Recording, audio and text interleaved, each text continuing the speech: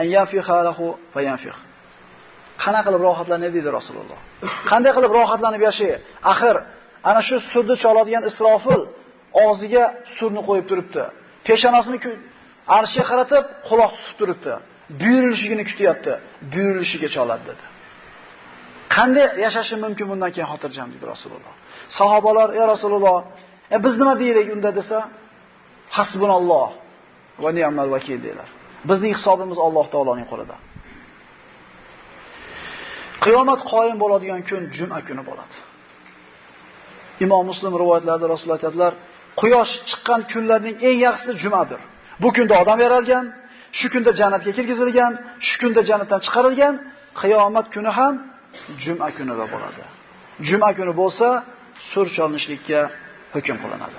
Alloh aytayapti: "Oy, ogoh bo'l bandam, qiyomat hazil mutoyiba emas.